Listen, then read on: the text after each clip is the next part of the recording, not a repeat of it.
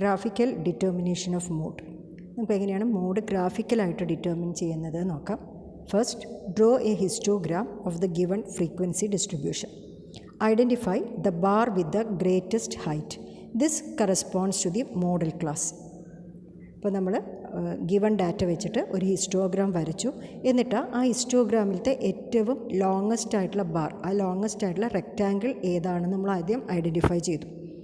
എന്നിട്ട് draw a line joining the top left corner point of the rectangle of the modal class to the top left corner point of the rectangle of the succeeding class. Similarly, draw a line joining the top right corner point of the rectangle of the model class to the top right corner point of the rectangle of the preceding class.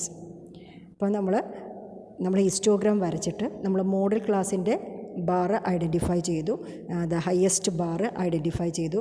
എന്നിട്ട് ആ ബാറിൻ്റെ left most corner point എന്ന് നമ്മൾ അതിൻ്റെ തൊട്ടടുത്ത ബാറിൻ്റെ left most corner പോയിൻറ്റിലേക്ക് ഒരു line വരച്ചു.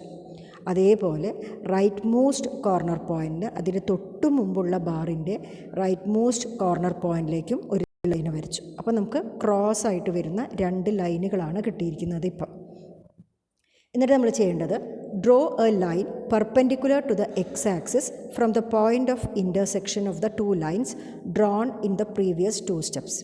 The foot of the perpendicular will be the mode. അപ്പോൾ നമ്മൾ ആ രണ്ട് ലൈനുകളുടെ പോയിൻ്റ് ഓഫ് ഇൻ്റർസെക്ഷനിൽ എക്സ് ആക്സിസിലേക്ക് ഒരു പെർപെൻഡിക്കുലർ അവിടെ വരച്ചിട്ടുണ്ട്. ആ പെർപെൻഡിക്കുലർ എക്സ് ആക്സിസിനെ മീറ്റ് ചെയ്യുന്ന പോയിൻ്റ്, അതായത് ഫൂട്ട് ഓഫ് ദ പെർപെൻഡിക്കുലർ ആയിരിക്കും മൂഡ്.